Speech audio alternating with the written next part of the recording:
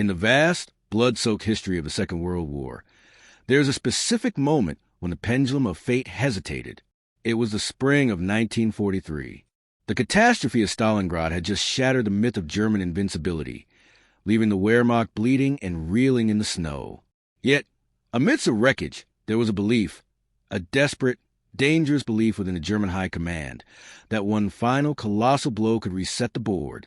They believed that if they could gather every remaining tank, every veteran soldier, and every ounce of fuel, they could snap the back of the Red Army and force a stalemate.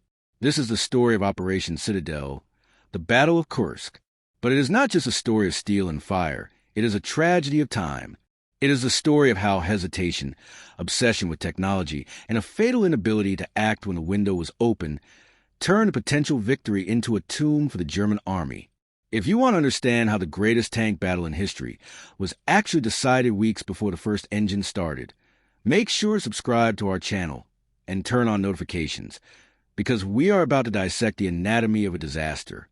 To understand why this chance came too late, we must first look at the map of the Eastern Front in March 1943. The winter had been a nightmare for Germany.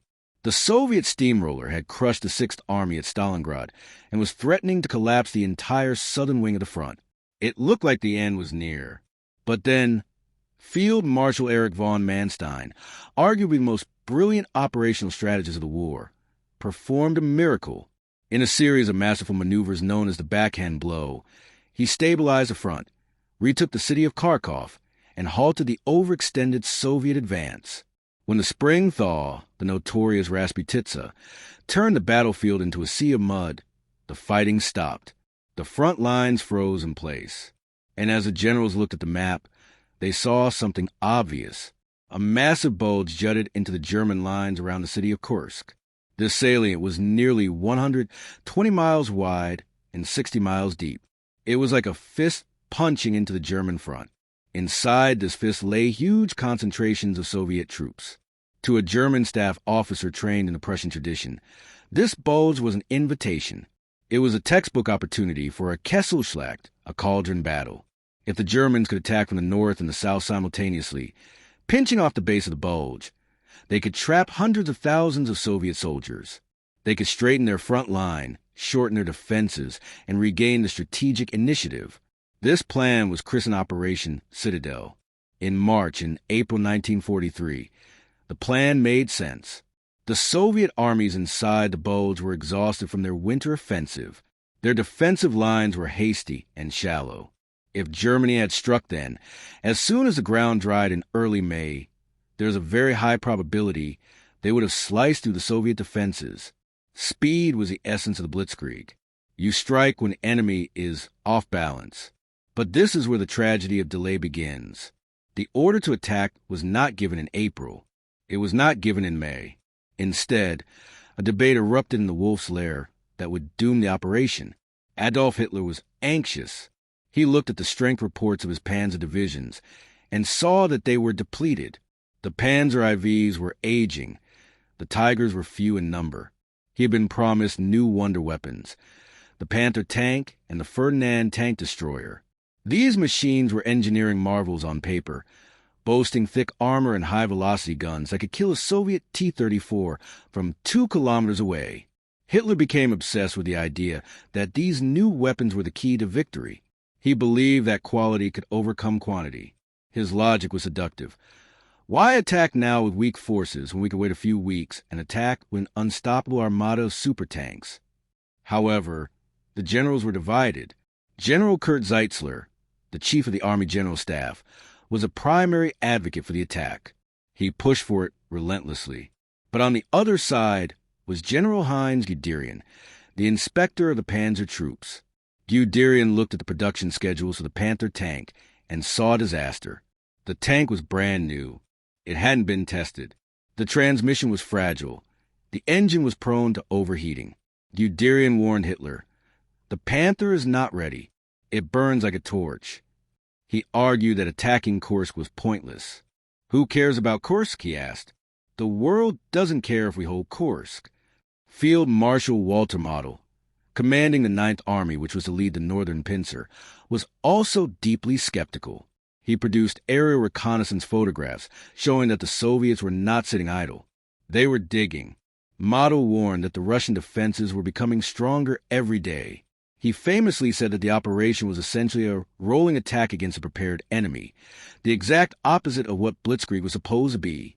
Hitler, caught between the urge to attack and the fear of failure, chose the worst possible option. He chose to wait. He postponed the operation from May 4th to June 12th. Then he postponed it again to late June, and finally to early July. This delay of 2 months was a decision that killed the Wehrmacht. While the German factories were frantically trying to build enough Panthers to satisfy Hitler, the Soviet Union was pulling off one of the greatest feats of military engineering in human history. The Soviets knew the Germans were coming. They could see the bulge on the map just as well as Manstein could. They had intelligence from the Lucy spy ring in Switzerland and from the British, who were reading German codes. Marshal Zhukov, the Soviet commander, made a bold decision. He would not attack. He would wait. He would let the Germans come to him. During those precious weeks of German hesitation, the Red Army turned the Kursk salient into the most heavily fortified place on earth. They mobilized 300,000 civilians. They dug 3,000 miles of trenches, enough to stretch from Moscow to Madrid. They laid over 400,000 mines. They built anti-tank strongpoints, camouflage artillery positions, and created killing zones designed to channel the German tanks into ambushes. It was a race against time. The Germans were using the time to sharpen their sword, adding more tanks and men. But the Soviets were using the time to build a shield of concrete and steel. By late June, the German buildup was staggering. They had assembled 780,000 men, 10,000 guns, and nearly 3,000 tanks and assault guns. It was the greatest concentration of armor the world had ever seen. The elite SS Panzer divisions, Leibstander, Das Reich, Totenkopf, were equipped with the best weaponry German science could produce. The soldiers were rested. Their morale was surprisingly high. They believed in the technology. They believed that the Tiger tank was invincible. But the strategic context had shifted. In May, the operation would have been a gamble. By July, it was a suicide mission. The element of surprise, crucial for any offensive, was completely gone. The Soviets knew not just where the attack would come, but when. As the sun set on July 4th, 1943, the eve of the battle, a heavy silence hung over the steppes of Russia. In the tall grass and the wheat fields, millions of men were waiting. The German tankers checked their engines and loaded their shells, looking at the new Panthers that had just arrived by rail, smelling the fresh paint, hoping the transmissions would hold. Across the lines, Soviet anti-tank gunners peered through their sights, waiting for the shapes they had studied in training manuals. The German High Command had bet everything on this throw of the dice. They had stripped other fronts to build this hammer. But deep down, the commanders like Manstein and Model knew the truth. They knew that the window of opportunity had been in the spring mud. Now it was high summer. The ground was hard. The enemy was ready. And the clock had already run out before the first shot was fired. The last chance was about to begin. But the decision to delay had already ensured that even the mightiest army in history was marching into a trap from which there would be no return. At 2 a.m. on July 5th, 1943, the German soldiers waiting in their assembly areas were checking their watches. The great offensive, Operation Citadel, was scheduled to erupt in exactly 60 minutes. The air was thick with the smell of diesel and nervous sweat. Thousands of tank engines were idling, a low, rumbling bass note that vibrated through the ground. But just as the commanders were taking a final look at their maps, the horizon to the east suddenly turned white. A split second later, the earth heaved. The sky was torn apart not by German guns, but by a Soviet hurricane. Marshal Zhukov, alerted by a captured German engineer that the attack was imminent, had ordered a massive preemptive artillery strike. Thousands of Soviet heavy guns opened fire on the crowded German assembly zones. It was a message written in high explosives. We know you are coming and we are ready. If you enjoy dissecting the chaos of battle and the failure of grand plans, hit that subscribe button now, because the Battle of Kursk is about to reveal the cost of losing the element of surprise.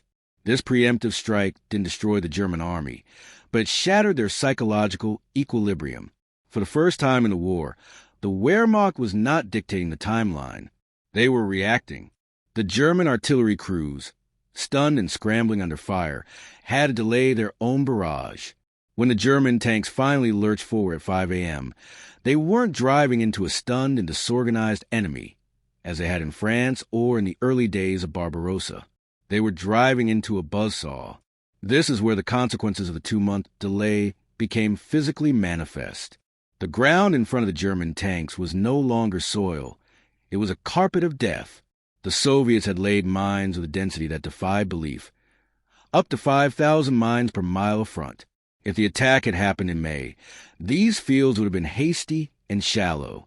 By July, they were deep, camouflaged, and integrated into a terrifying system of defense.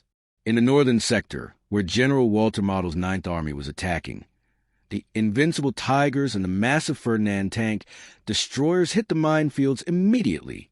The Ferdinand was a monster of a vehicle, 65 tons of steel, armed with a deadly 88 millimeters gun. It was designed to dominate the open steppes. But here, in the claustrophobic hell of the minefields, it was helpless. The mines didn't usually destroy the heavy tanks completely, but they shattered the tracks. A 60-ton tank with a broken track is just a stationary pillbox. And once they stopped, the Soviet infantry swarmed them.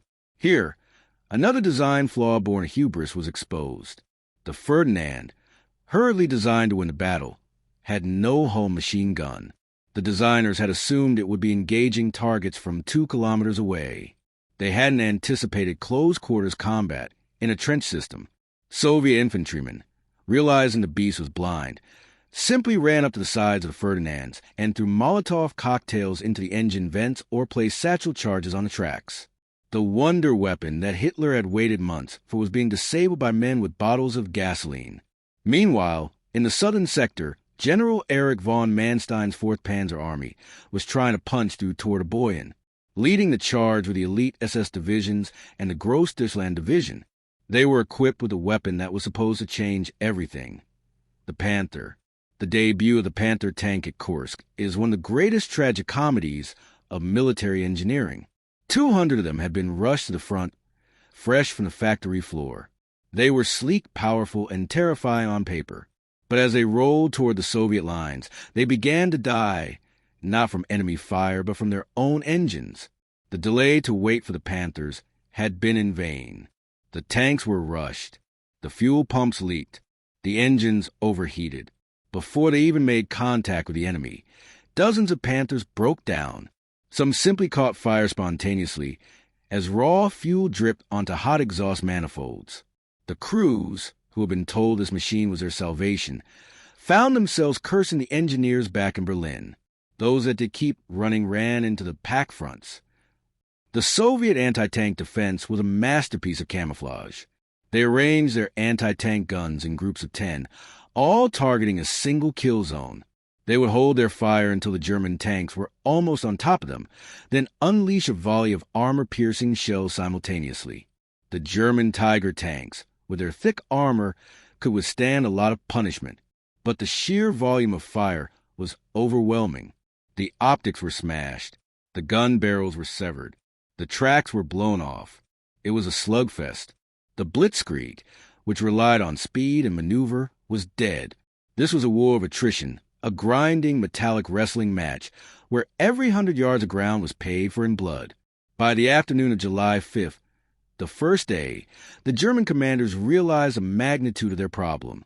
In the north, Model's army had advanced only a few miles. They hadn't even breached the first tactical zone of the Soviet defense. There were 3 more zones behind it. The pincer was blunted before it could even close.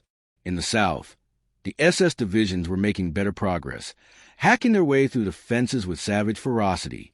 But the cost was unsustainable. The Leibstander division was fighting through a labyrinth of trenches and bunkers. The Soviets had turned every village into a fortress. The German infantry, who were supposed to protect the tanks, were being stripped away by artillery and mortar fire, leaving the armor exposed. The Luftwaffe, flying thousands of sorties overhead, tried to blast a path. They deployed the HS-129 ground attack aircraft, armed with cannons that could rip open the top armor of Soviet tanks. For a few hours, they achieved local air superiority. But the Soviet Air Force, the VVS, was no longer the pushover of 1941. They swarmed the skies with Yak-9s and Sturmoviks. The air battle mirrored the ground battle. Massive collisions of machines, burning wreckage raining down on the wheat fields. As night fell on the first day of Operation Citadel, the mood in the German headquarters was grim. The timetable was already broken. According to the plan, they should have been racing into the open rear areas by now. Instead, they were entangled in a dense web of mines, wire, and stubborn resistance. The decision to delay the attack had allowed the Soviets to create a defense in such depth that the German spearheads were dulling themselves against it. The technological advantage of the Tigers and Panthers was being negated by the sheer density of the Soviet preparations. Hitler's gamble was failing.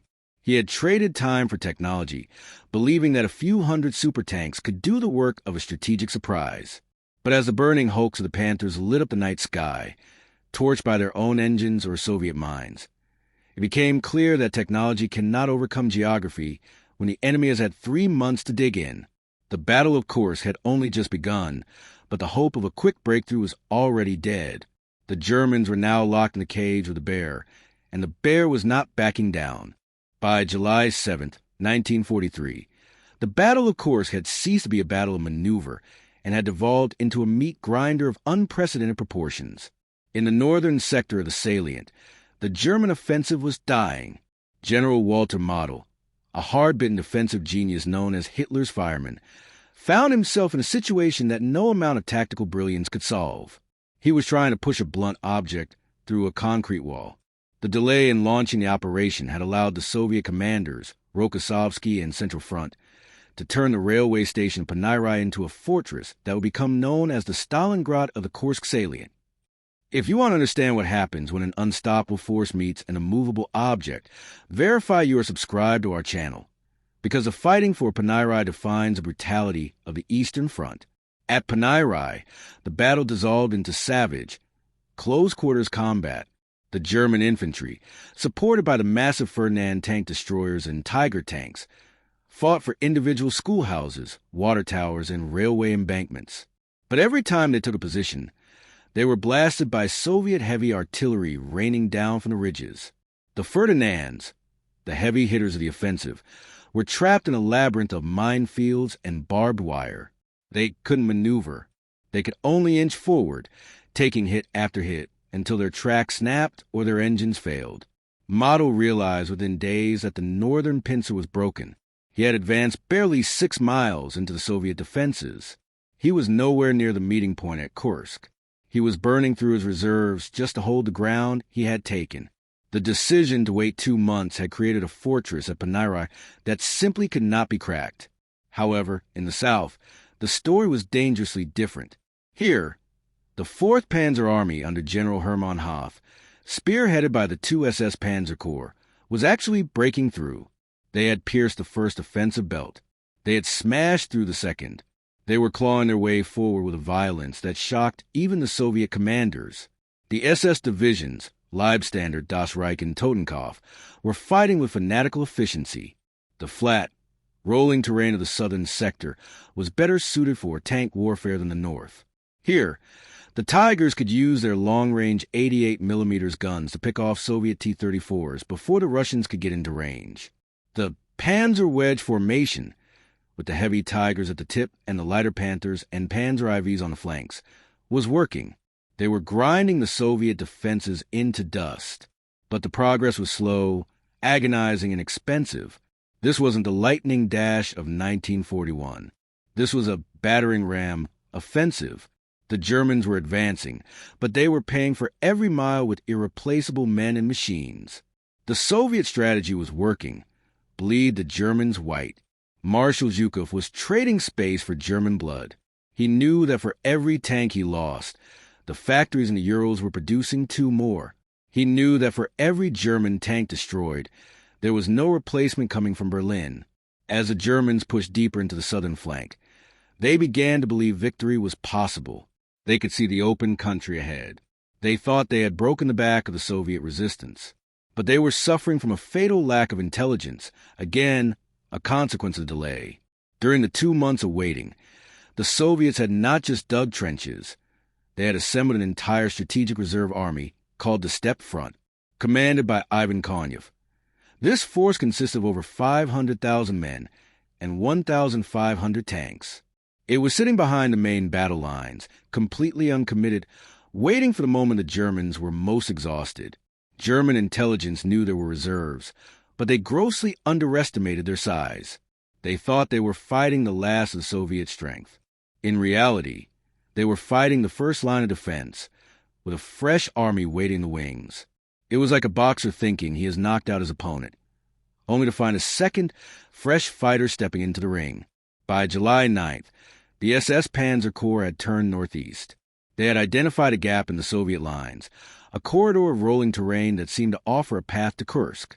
But standing in their way was a small, insignificant railway junction and a collection of state farms. The name of this place would soon become synonymous with armored Armageddon, Prokhorovka. The German commanders looked at their maps. If they could break through at Prokhorovka, they could flank the Soviet defenses and perhaps still close the trap. The smell of victory, or at least the desperate illusion of it, was in the air. The tank crews, exhausted, covered in grime and oil, were told that one last push was needed. One more effort, the officers shouted, and we're through. But on the other side of the hill, the Soviets were reacting. Marshal Vasilevsky ordered the 5th Guards Tank Army, commanded by General Pavel Rotmistrov, to move to Prokhorovka to stop the German breakthrough. This was a strategic reserve. Rotmistrov's army marched day and night, a massive column of dust and steel moving to intercept the SS. The stage was set for the largest tank engagement in history, but it is crucial to understand that the Germans were arriving at this battle already damaged. Their divisions were at 50% or 60% strength. Their crews had not slept for 5 days. They were running low on ammunition. The delay in starting the operation meant they had spent their strength fighting through the minefields just to get to the starting line of the real battle. The psychological toll was immense. German letters home from this period speak of a Materialschlacht, a battle of material, where the enemy seemed to have an infinite supply of everything. "We kill one, and 10 more appear," a Tiger commander wrote. The feeling of doom was creeping in. They were winning the tactical engagements, destroying Soviet tanks at a ratio of 5-1. But the strategic tide was rising around them like floodwater. As the sun rose on July 11th, the dust clouds of Rotmistrov's tank army could be seen on the horizon. The Germans at Prokhorovka checked their sights. They tightened the tracks on their Tigers. They knew something massive was coming. The decision to delay had allowed the Soviets to position their reserves perfectly. The trap was about to snap shut. The collision that was coming would not be a maneuver. It would be a head-on crash of 2 empires, a clash of steel that would break the back of the Panzer Force forever. On the morning of July 12, 1943, the sun rose over the fields of Prokhorovka, baking the black earth until it was hard as concrete.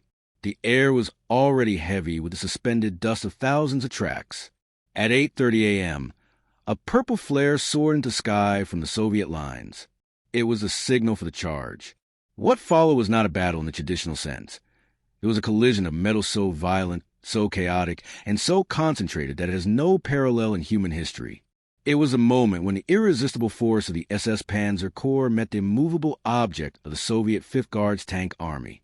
If you want to witness the moment tank warfare changed from a game of chess into a suicidal barroom brawl, make sure to subscribe to our channel and turn on notifications, because we are descending into the inferno of Prokhorovka. General Pavel Rotmistrov, the Soviet commander, had given a simple, terrifying order: steal, steal, steal. He knew that at long range, the German Tigers and Panthers were superior. Their guns could penetrate his T-34s from 2 kilometers away, while the T-34 76mm gun would bounce off the Tiger's frontal armor like pebbles. His only chance, the only chance of the Soviet Union, was to negate that advantage. He ordered his tanks to charge at full speed, to close the distance to zero, to get inside the reach of the German long guns. It was a mechanized cavalry charge, A suicide run across open ground to get to the throat of the enemy. As the hundreds of T-34s surged forward, kicking up a wall of dust that blotted out the sun, the German crews were stunned. They were used to fighting enemies who sought cover, who maneuvered. They had never seen an entire army driving straight at them at 30 miles per hour, firing on the move. The German gunners opened fire. At first, it was like a shooting gallery. Every shot was a kill. T-34s exploded, their turrets cartwheeling into the air. But there were too many of them. For every tank the Tigers destroyed, 3 more emerged from the smoke, closing the gap. Within minutes, the battle lines dissolved. The T-34s crashed into the German formation. The range dropped from 2,000 meters to 200, then to 20, and finally to 0. It became a swirling, confused melee. Tanks were maneuvering around each other like boxers in a clinch. The advantages of the Tiger, its thick armor and superior optics, were useless here. A T-34 could race alongside a Tiger, so close that the German gun could not depress low enough to hit it, and fire a shell point-blank into the thinner side armor or the engine block. The combat was apocalyptic. There was no room for tactics. It was instinct and terror. Drivers rammed enemy tanks when they ran out of ammunition, locking the vehicles together in a tangled embrace of steel before the crews bailed out to fight with pistols and grenades. The noise was deafening. The roar of engines, the shriek of tearing metal, the boom of the guns, and the screams of burning men. The smoke was so thick that the sun disappeared, creating a twilight at noon. Pilots flying overhead looked down and saw a cauldron of fire. They couldn't drop their bombs because they couldn't tell friend from foe in the swirling dust. The Battle of Prokhorovka is often mythologized as a clear Soviet victory, but the reality was far grimmer. The Germans, even in this chaos, fought with a terrifying proficiency. The SS crews of the Leibstandard and Das Reich exacted a heavy toll. The fields were littered with the burning hulks of Soviet tanks. Rotmistrov lost nearly 50% of his armor in a single day. Strategically, the Germans were holding their ground. They were destroying the Soviet reserves. But in the context of the last chance, Prokhorovka was a death knell. The German offensive had lost its momentum. An armored spirit relies on speed and shock. Once it is forced to stop and fight a stationary brawl, it loses its purpose.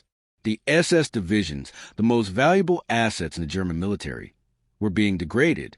They could replace the fuel barely, but they could not replace the veteran crews who were dying in the burning wheat fields.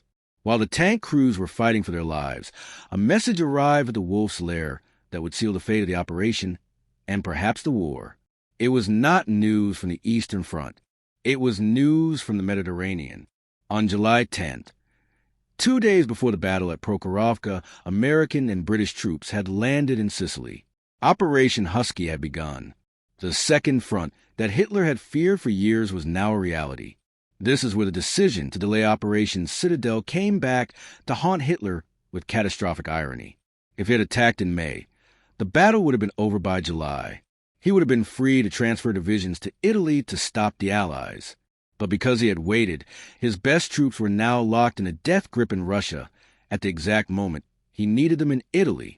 Hitler called Field Marshals Manstein and Kluge to his headquarters on July 13th. The mood was funereal. Hitler was agitated. He saw the invasion of Sicily as an immediate threat to the political stability of his ally Mussolini. He believed that if Italy collapsed, the soft underbelly of Europe would be open. "We must stop Citadel," Hitler announced. "We must move forces to Italy." Manstein was furious. He argued that victory at Kursk was still possible. He claimed that the enemy reserves were exhausted. He was wrong, but he believed it. "We are on the verge of breaking through," Manstein pleaded. "We cannot stop now. If we stop, we throw away everything." He wanted to finish the battle, destroy the Soviet armor reserve, and then turn to Italy. But Hitler's mind was made up. The ghost of a two-front war terrified him. He ordered the 2 SS Panzer Corps, the very unit fighting at Prokhorovka, to be withdrawn from the line and prepare for transfer to the west. Think about the magnitude of that order. The German soldiers had just fought the biggest tank battle in history. They were exhausted, bleeding, but still holding the field. And suddenly, the order comes down. Stop. Pull back. We are going to Italy. It was a strategic whiplash that broke the morale of the commanders. The withdrawal of the SS Panzer Corps was the end of Operation Citadel. The German offensive didn't fail because they were defeated on the field at Prokhorovka. They held the field. It failed because the delay had synchronized the eastern and western crises. By waiting until July, Hitler ensured that the climax of the Russian campaign coincided perfectly with the Allied invasion of Europe. He had placed his head in a vice, and the Allies were tightening the handle from both sides simultaneously. On the battlefield of Prokhorovka, the fires were slowly burning out. The landscape was a graveyard of tanks. Hundreds of T-34s, Tigers, and Panthers sat silent, their turrets blown off, their hulls blackened. The air still smelled of roasted flesh. The last chance had evaporated in the smoke. The Germans had thrown their best punch, a punch loaded with every technological marvel and every veteran soldier they had left, and the Soviet Union had taken on the chin and remained standing. The German army would never launch a major strategic offensive in the East again. From this moment on, for the next 2 years, they would be walking backward, fighting a desperate, hopeless retreat to Berlin. The trap at Kursk had not snapped shut on the Soviets. It had snapped shut on the Wehrmacht, and as the German tanks reversed their engines to pull out of line, the sound of artillery began to rumble in the north. The Soviets were not just defending anymore. They were launching their own counteroffensive, Operation Kutuzov. The hunter had become the hunted. When the order came to halt Operation Citadel, a terrifying silence did not descend upon the Eastern Front. Instead, the ground began to tremble with a new and different rhythm. For 2 years, the Wehrmacht had operated on a seasonal arrogance. They believed the summer belonged to them, a time for panzers and dusty roads, while the winter belonged to Russian, a time for snow and misery. But in July 1943, that cycle was violently broken. The German army had thrown its hardest punch and failed to knock out the opponent. Now, standing exhausted and overextended in the center of the ring, they looked up to see the Soviet giant winding up for a counterblow that would shatter the German front line forever. The hunter had officially become the hunted. If you want to see how a failed offensive transforms into a catastrophic rout, make sure to subscribe to our channel and hit that bell, because the collapse of Army Group Center is about to begin. The strategic tragedy of the last chance was not just that it failed to take Kursk. It was that it consumed the very reserves needed to defend against what came next. The German High Command had stripped their defensive lines to feed the offensive. They had moved all their chips to the center of the table. So, when the Soviet Union launched Operation Kutuzov on July 12th, the very day the tanks were burning at Prokhorovka, they were kicking in a door that was already unhinged. This new Soviet offensive targeted the Oral salient, the bulge north of Kursk held by General Walter Model's Ninth Army. Model, who had just spent a week smashing his army against the defenses of Panuri, was suddenly attacked from the rear and the flank. The timing was impeccable. The Soviets had not just built a defensive wall. They had built a coiled spring, and now they released it. The German soldiers, tired, dirty, and demoralized from the failure of Citadel, were forced to turn their tanks around and fight for their lives. But they were fighting with a broken sword. The ammunition was low. The fuel trucks were empty. The replacement crews were non-existent. The battle for Oral was the death knell of the German elastic defense. For years, German doctrine relied on allowing the enemy to break through, then pinching off the breakthrough with mobile reserves. But there were no mobile reserves. They were all stuck in the mud of Kursk or on trains heading to Italy. Model, the master of defense, was forced to conduct a fighting retreat. This retreat revealed the new reality of the war. The German army was no longer giving up ground to buy time. They were giving up ground because they were being erased. The Oral salient, which Hitler had demanded be held at all costs, had to be abandoned. The Germans burned the villages as they left, leaving a trail of scorched earth, a testament to their rage and desperation. But the worst was yet to come. In early August, the Soviets launched the second phase of their counterstroke, Operation Rumiantsev. This attack targeted the southern sector, the area held by Manstein's 4th Panzer Army.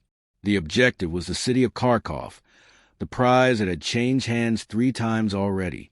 The German defense in the south evaporated. The divisions that had fought so ferociously at Prokhorovka were now shadows of themselves. The Grossdeutschland Division, one of the most powerful units in the Wehrmacht, was reduced to a handful of operational tanks. They were overwhelmed by the sheer mass of the Red Army. This was the deep battle doctrine of the Soviet Union finally coming to maturity. They didn't just attack the front line. They attacked the logistics, the command centers, and the rear area simultaneously. They used massive waves of tanks to bypass strong points, ignoring the German units left behind, racing for bridges and the railheads. It was a mirror image of the German blitzkrieg of 1941, but on a scale that dwarfed anything the Germans had ever achieved. Manstein, desperate to save his army from encirclement, demanded permission to retreat. Hitler, as always, refused. He issued his standard stand-fast order. He demanded that Kharkov be held to the last man. But orders from a bunker in East Prussia could not stop T-34s. The German commanders on the ground, facing annihilation, began to ignore Hitler. They pulled back. On August 23rd, Kharkov fell to the Soviets for the final time. The loss of Kharkov was symbolic, but the loss of the Dnieper River was strategic. As the German front collapsed, a chaotic race began for the safety of the Dnieper, the broad river that cuts Ukraine in half. The Germans hoped to turn the river into an east wall, an impregnable barrier that would stop the Soviet tide. But the decision of 1943, the delay of Citadel, meant that the Germans were retreating in the late summer, not the autumn. The weather was dry. The ground was hard. This favored the pursuing Soviet tanks. If the Germans had attacked in May and failed, they might have had time to recover before the summer ended. But by delaying until July, they pushed the timeline of defeat into the perfect weather window for the Red Army. The retreat to the Dnieper was a scene of apocalyptic misery. Hundreds of thousands of German soldiers, mixed with horses, stolen cattle, and terrified collaborators, clawed the dusty roads. They were strafed relentlessly by the Soviet Air Force, which now owned the skies. The Luftwaffe, crippled by a lack of fuel and the need to defend Germany from Allied bombers, was nowhere to be seen. When the ragged German units finally reached the Dnieper, they found that the East Wall was a fantasy. There were no fortifications waiting for them. There were no concrete bunkers. The organization told had not built the defenses because Hitler had refused to authorize them, fearing that building a defensive line would encourage his generals to retreat. It was a self-fulfilling prophecy of doom. The soldiers had to dig foxholes with their helmets on the riverbanks, looking back at the smoking horizon where the Red Army was approaching. By September 1943, the illusion of German parity was gone. The gamble of Kursk had bankrupted the Wehrmacht.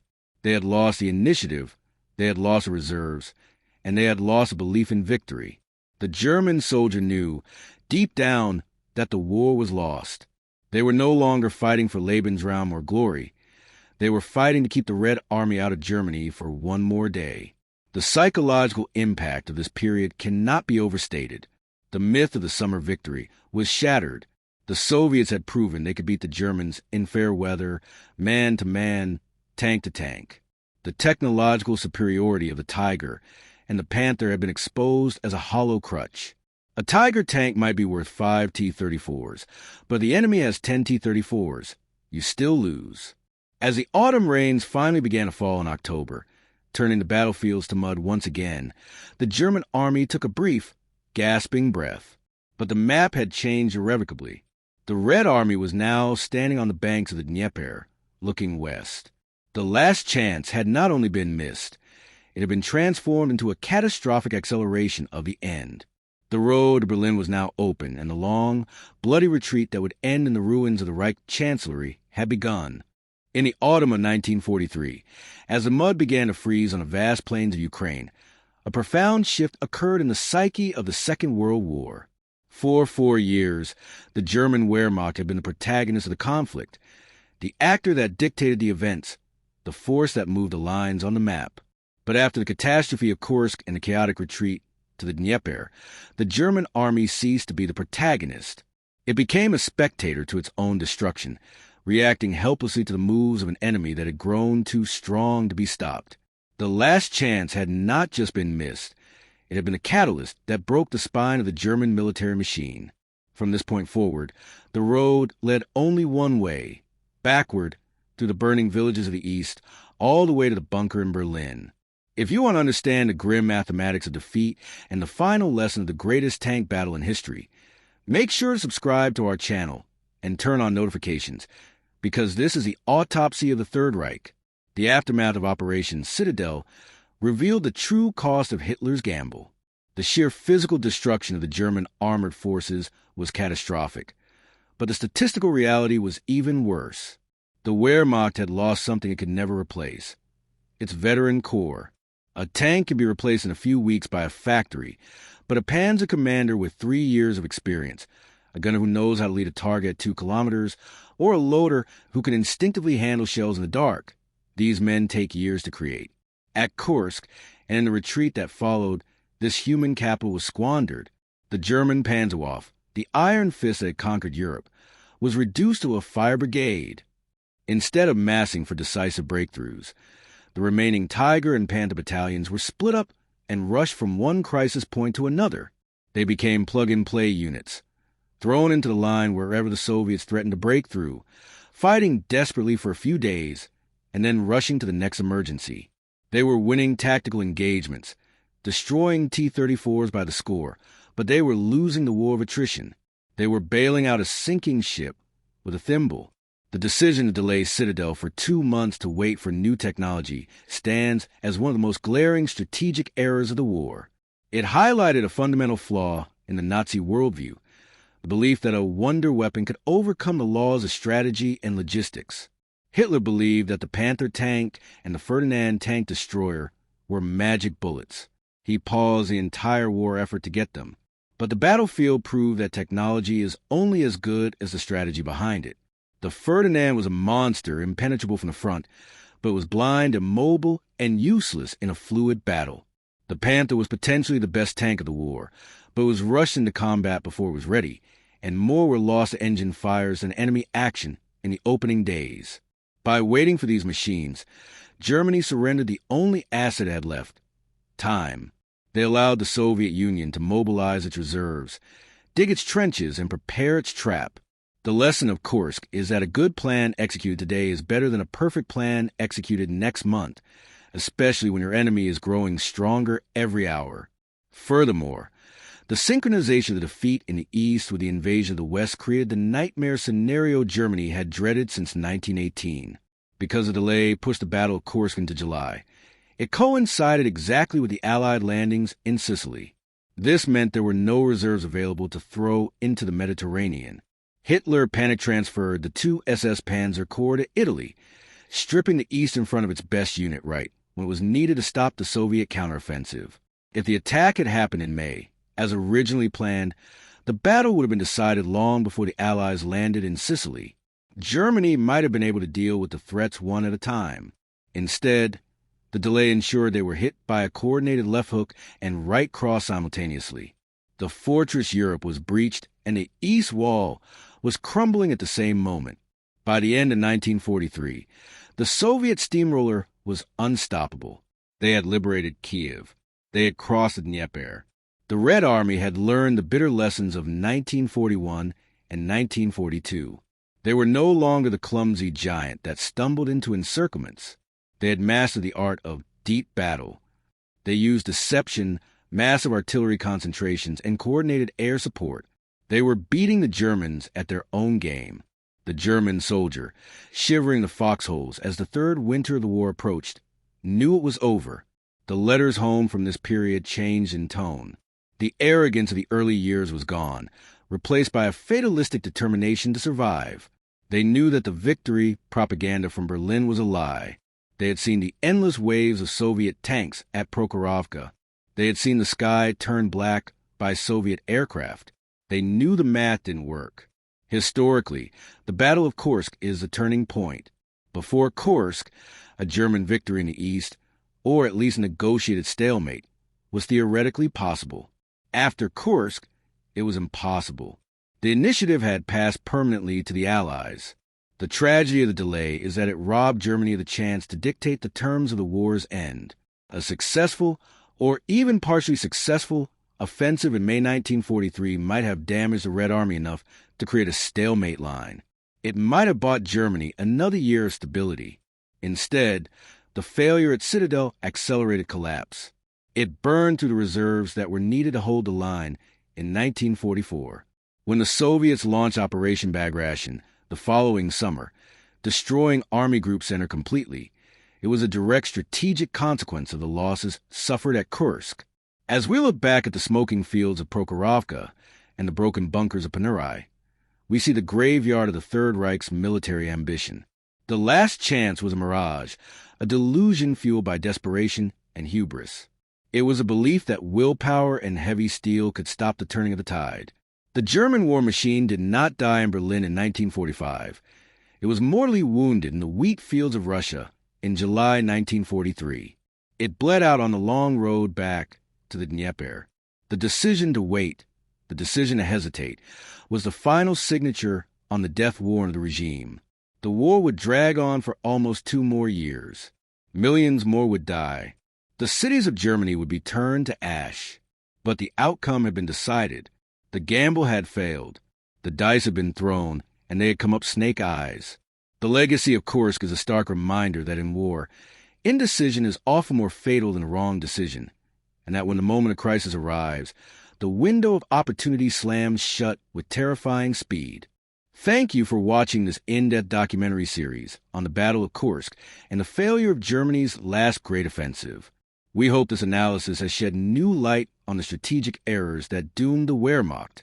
If you enjoyed this journey through history, please like the video, share it with fellow history enthusiasts, and subscribe to our channel for more deep dives into the turning points of the past. Until next time, remember that history is written not just by the victors, but by the decisions made in the critical moments before the battle begins.